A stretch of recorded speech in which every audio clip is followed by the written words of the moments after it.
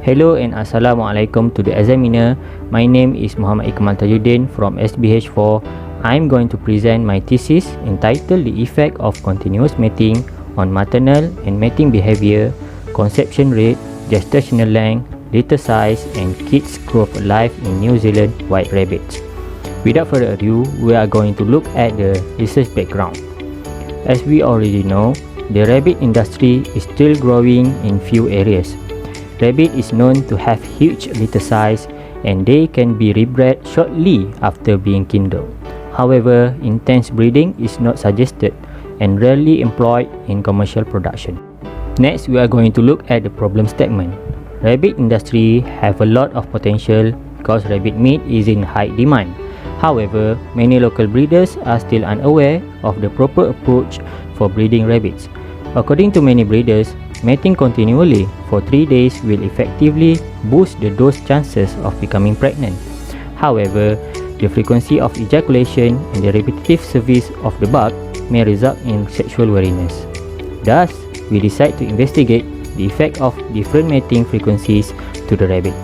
The objective of the study was, number 1, to investigate the effect of different frequencies of mating on mating, maternal behavior and conception rate in New Zealand white does. Secondly, to determine the effect of different frequencies of mating on gestational length, litter size and kids growth.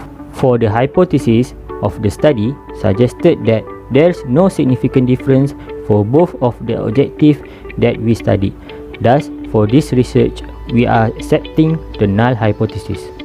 Next literature review consists of 5 subtopics that explaining the overall studies. Number 1 is rabbit industry. Rabbit farming has been classified as a new industry in Malaysia since 1988 by the government for export and domestic use. The rest subtopic is reproduction, pregnancy diagnosis, maternal behavior and dose performance.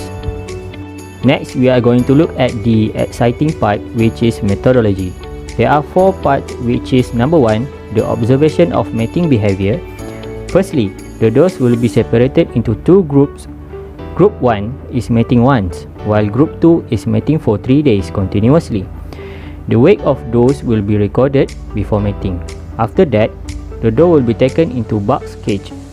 Any observation such as refuse to mating, mounting, sniffing and shrieking will be recorded.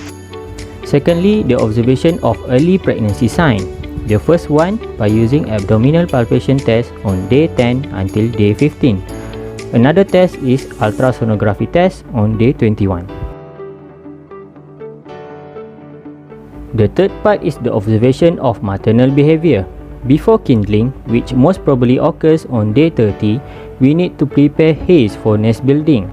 The observation for nest building behavior such as fur falling and collecting hay for nesting begin on day 29 onward.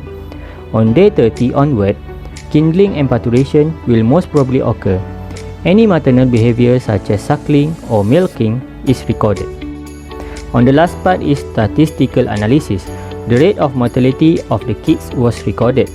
Other than that, the weekly weight of does and weight of kids for 10 days also recorded. On to the next one is result.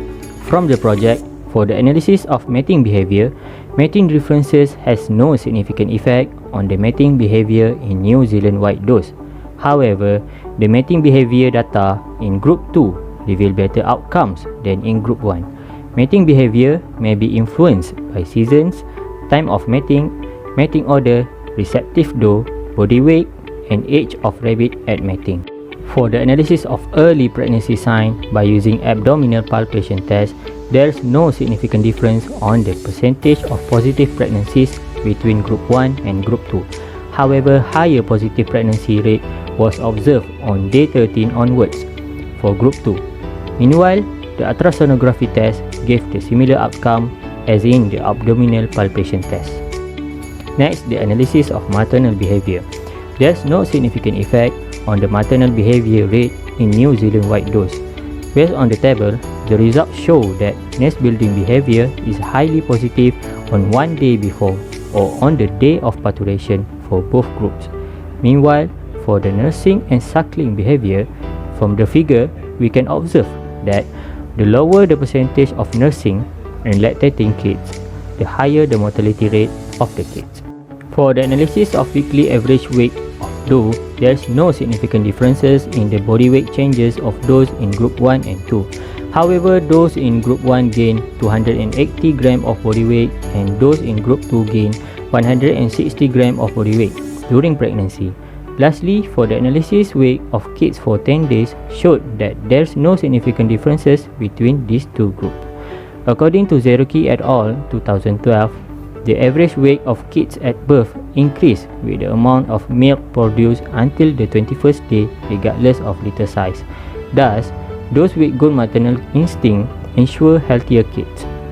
As a conclusion, different frequencies of mating between group 1 and group 2 showed no significant differences on the effect of both objectives. As for the recommendation and improvement of the facilities in rabbit housing in University Malaysia Kelantan is highly suggested to ensure the execution of mating trial is unhindered.